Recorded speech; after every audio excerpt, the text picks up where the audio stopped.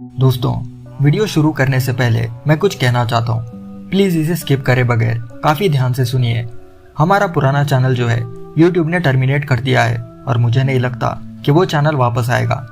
इस वीडियो को जितने भी लोग देख रहे हैं उन सभी से रिक्वेस्ट है कि आप इस चैनल को सब्सक्राइब करके नोटिफिकेशन दबा दीजिए ताकि वीडियोस के अपलोड होते ही आप इसे देख सको। इससे चैनल का क्लिक थ्रू रेट बढ़ेगा। आप कोशिश करिए कि आप हर वीडियो को पूरा देखें, जिससे वीडियो रिटेंशन भी अच्छा आएगा और इस चैनल को थोड़ा सा बूस्ट मिलेगा। मैं आपसे हाथ जोड़कर रिक्वेस्ट करता हूँ, आप कुछ दिनों के लिए हमारे हर वीडियोस के लिए थोड़ा टाइम निकालें और वीडियो पूरा देखने की कोशिश करें। तो आइए दोस्तों, आज के इस टाइम ट्रेवल मूवी को समझते हैं। मूवी की शुरुआत में हमें एक पैरेलल वर्ल्ड को दिखाया जाता है, जहाँ के जंगल में कुछ सिपाही घोड़ों पर सवार जंगल की तरफ जा रहे थे, मगर उनके पीछे एक उल्लू पड़ जाता है। और ये कोई आम उल्लू नहीं था, वो उल्लू घोड़े पर सवार एक आदमी को नीचे गिरा देता है। तभी वहाँ दूसरे सिपाही आकर इन सिपाहियों को मारने लगते हैं। ये सिपाही बारबरा नाम के एक प्रिंसेस के भेजे हुए लोग थे, जो इलिया के सिपाहियों को मारने आए थे, मगर इलिया बारबरा के सिपाहियों पर भारी पड़ जाता है। तभी वो उल्लू एक औरत का अवतार ले लेता है और यहाँ में पता चलता है कि ये उल्लू दरअसल बारबरा ही थी। अब बारबरा के पास ऐसी शक्ति थी जिससे वो इलिया के सिपाहियों को पत्थर बना देती है। जिस हॉर्स पर इलिया बैठकर आया था वो भी एक बूढ़ा आदमी था। वो बूढ़ा आदमी बारबरा को देख चोटी से नीचे कूदकर अपनी जान बचा लेता है। जैसे ही वो पानी में गिरता है वो एक मछली बन जाता है। अब बारबरा के सैनिक एक एक करके इन सिपाहियों को पानी में फेंकने लगते हैं, जो पूरी तरह पत्थर बन चुके थे। आगे हमें प्रेजेंट टाइम में हमारे मॉडर्न दुनिया को दिखाया जाता है, जहाँ इवन नाम का एक आदमी, जिसके गले में एक अजीब सा एम्यूलेट था, वो एक टीवी सेट पर पहुंचता है। तभी वहां का होस्ट इवन को स्टेज पर बुलाकर उसका इंट्रोडक्शन देता है, ये कहते हुए कि इवन एक जादूगर है और उसका नाम स्वेडाजार है। यहाँ में पता चलता है कि इवन के माता पिता नहीं है और वो एक अनाथ लड़का है। रात के समय इवन के पास बबूश्का नाम की एक बूढ़ी औरत आती है और उसे एक भविष्यवाणी के बारे में बताती है। वो कहती है कि इवन ही वो शख्स है जो एक जादुई तलवार को ढूंढ सकता है और यह तलवार किसी भी रियलिटी या टाइमलाइन को चीर के एक पोर्टल बना सकती है। आगे इवन अपने घर पहुंचता है, जहां उसकी नौकरानी गलेना टीवी देख रही थी। गलीना को पता था कि इवन एक कॉन आर्टिस्ट है और वो कोई असली का जादूगर नहीं है। गलीना इवन से पूछती है कि वो शादी कब करने वाला है, जिस पर इवन कहता है कि जैसे ही उसका कंपटीशन खत्म हो जाएगा वो शादी कर लेगा। आगे इवन के पास एक बड़े ही रईस घर की एक औरत आती है ताकि वो खुद को बुरे एनर्जी से क्लेंस कर सके। अब इवन पेपर्स पर कुछ जादुई सिंबल्स और कुछ क्रिस्टल्स बाहर निकालता है और उस औरत के बाल उस पेपर पर रखकर अपना रिचुअल कंप्लीट कर लेता है। रिचुअल खत्म होने के बाद वो औरत उसे ढेर सारे पैसे दे देती है। अब इवन को सब असली जादूगर समझते थे, इसलिए लोग उसे पेशेंट्स को भी ठीक करने बुलाते थे, जबकि इवन ये सब ढोंग सिर्फ पैसे कमाने के लिए करता था। आगे हमें इवन के पास्ट को दिखाया जाता है, जब वो अनाथ आश्रम में रहा करता था। वहाँ के बच्चे इवन को काफी परेशान और बुली करते थे। वहाँ के लड़कों ने एक बार इवन को एक क्लोजेट में बंद कर दिया था, मगर इवन ने एक नीडल की मदद से अपने आप को क्लोजेट से बाहर निकाल लिया था और उन बुली करने वाले बच्चों के बेड पर उसने सूसू कर दिया था। फिर जब से उसने उस पिन को और एक अजीब से क्रिस्टल को अपने गले में पहन लिया। फिर एक दिन दोपहर के समय जब इवन मॉल पर लंच कर रहा होता है तो वहाँ कुछ लोग आकर इवन को घेर लेते हैं। ये भनक लगते ही वो वहाँ से भागने लगता है और एक वाटर पार्क में पहुँचता है। अब जो लोग इवन का पीछा कर रहे थे वो उसे पकड़ नहीं पाते, बल्कि बार बार फिसलकर गिरने लगते हैं। इवन भागते हुए एक वाटर स्लाइड में घुसने की सोचता है। वो जल्दी से वहाँ के एक आदमी को ढकेल कर वाटर स्लाइड में घुस जाता है, मगर तभी अचानक वो एक दूसरे रियलिटी में पहुंच जाता है। वहां पहुंचते ही इवन को एक बूढ़ा आदमी दिखाई देता है, जिसे हमने मूवी के शुरुआत में देखा था, जो चोटी से नीचे पानी में गिर गया था। वो बूढ़ा आदमी कहता है कि उसे पता है कि वो कौन है, मगर इवन को कुछ समझ नहीं आता कि वो यहाँ कैसे पहुंचा। वो बूढ़ा आदमी बताता है कि इवन दरअसल इसी दुनिया में पैदा हुआ था, मगर किसी कारण से वो दूसरे डायमेंशन में पहुंच गया, जहाँ इंसानों ने उसे अडॉप्ट कर लिया। वो बूढ़ा आदमी इवन को एक अंगूठी देता है, ये कहते हुए कि ये रिंग इवन के फादर को बिलोंग करती थी। तभी एक एरो आकर उस बूढ़े आदमी को लग जाती है और वो हवा में गायब हो जाता है। अब बारबरा के सिपाही आकर इवन को चेस करने लगते हैं और वो लोग इवन को पकड़ लेते हैं। आगे इवान को उनके राजा के पास ले जाया जाता है जो वारवरा का पति था, और वो वहाँ तलवार से एम करना सीख रहा था। जैसे ही वो राजा इवान के रिंग को देखता है, वो इवान को पहचान लेता है, ये कहते हुए कि वो इलिया का बेटा है। वो राजा जिसका नाम डेब्रिनिया था, वो इवान को छोड़ देता है। तभी वहाँ वारवरा आ जाती है जिसे हमने मूवी के शुरुआत में देखा था। अब डेब्रिनिया तो इवान को जाने देना चाह रहा था, मगर वारवरा उसे डंजन में डाल देने के ऑर्डर्स दे देती है। जब इवान को डंजन में ले जाया जाता है तो वहाँ उसे एक विचित्र किस्म का आदमी दिखाई देता है जिसका नाम कोश्की था। इस आदमी के बॉडी पार्ट्स को काटकर अलग अलग कैद कर दिया गया था, फिर भी यह आदमी जिंदा था। कोश्की इवान से कहता है कि वो उसके पिता को जानता था और अच्छा हुआ कि इवान वापस अपने दुनिया में आ गया।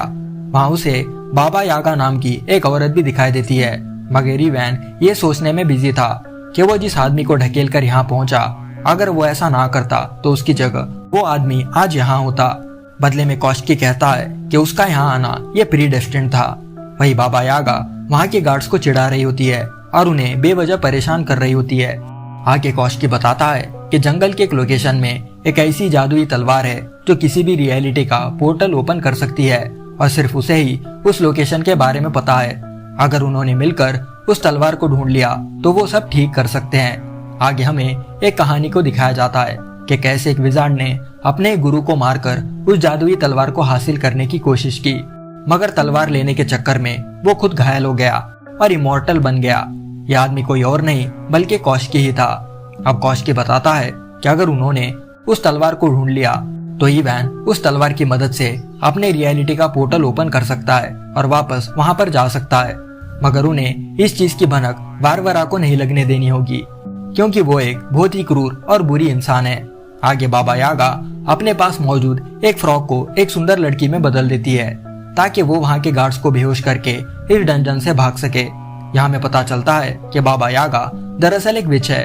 अब बाबा यागा, कोश्की और वो फ्रॉग लड़की वहाँ से जाने लगते हैं। इवान भी सोचता है कि अगर वो यहाँ रहा तो डंजन में वो सड़ सड़ कर मर जाएगा, इसलिए वो भी उनके साथ यहाँ से भागने का डिसाइड करता है।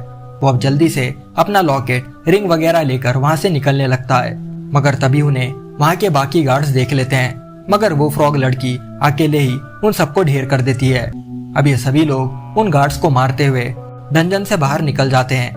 वही वारवरा को इसकी खबर लग जाती है कि इवान, कोश्की और बाबा यागा उनके कैद से भाग चुके हैं। वो अपने पति डेब्रिनिया को बताती है कि शायद इवान ने ही बाबा यागा और कोश्की को डंजन से भागने में मदद की होगी।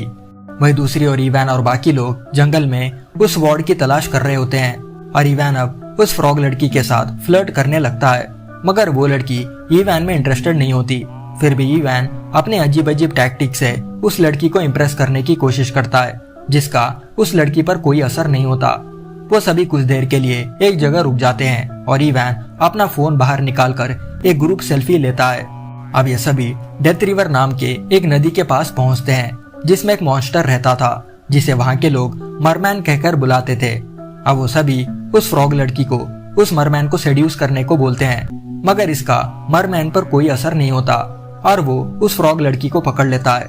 तभी बाबा यागा एक सुंदर औरत का रूप धारण करके मरमैन के सामने आ जाती है और मरमैन अपनी नजरें बाबा यागा से हटा नहीं पाता। कोश्की मरमैन से रिक्वेस्ट करता है कि वो इस नदी का पानी कम कर दे ताकि वो दूसरे किनारे तक जा सके।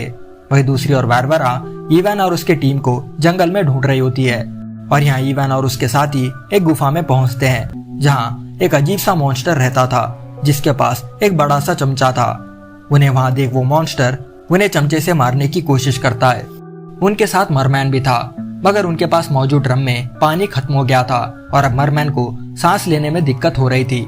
तभी इवान को रियलाइज होता है कि वो मॉन्स्टर एक मेल नहीं बल्कि फीमेल है। वो किसी तरह उस मॉन्स्टर को कन्विंस करता है और ये देख बाबा यागा खुश हो जाती है। आगे की तरफ जाते समय कोश्की बताता है कि ये फ्रॉग लेडी दरअसल एक इंसान ही थी, मगर डेब्रिनिया और वारवरा ने मिलकर इस लड़की को एक फ्रॉग में बदल दिया और इस लड़की का नाम वैसिलिसा है। अगर उन्होंने उस तलवार को ढूंढ लिया तो ये शराब यहीं खत्म हो जाएगा और वैसिलिसा हमेशा के लिए एक इंसान बन जाएगी। तभी इवान को जंगल में एक खरगोश दिखाई देता है जिसे पकड़कर वो वैसिलिसा को दिखाता है, पर तभी उस खरगोश की आंखें एकदम वाइट हो जाती है और यहाँ में पता चलता है कि यह खरगोश कोई जानवर नहीं बल्कि वारवरा खुद है। अब ये सभी अपनी अपनी जान बचाने एक कुएं में कूद जाते हैं।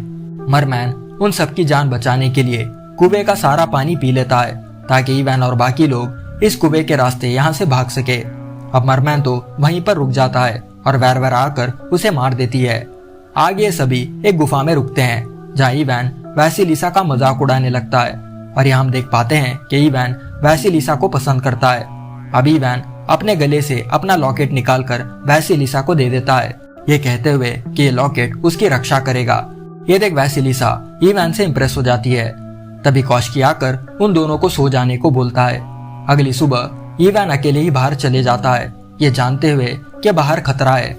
तभी वारवरा का एक सैनिक इवान को पकड़ लेता है और वारवरा भी वहां पर आ जाती है। अब वारवरा के सैनिक इवान और उसके टीममेट्स को पकड़कर एक लोकेशन पर ले जाते हैं जहां पर कई सारे तलवारें थी। वारवरा इवान को उन तलवारों में उस मैजिक स्वॉर्ड को ढूंढने को बोलती है।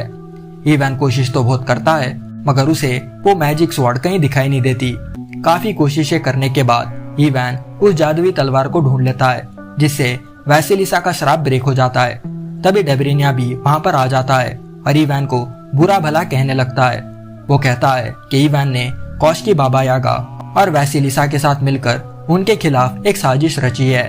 बदले में इवान कहता है कि वो कोई साजिश की प्लानिंग नहीं कर रहा था बल्कि ये सब तो उसकी वाइफ वारवरा का किया धरा है।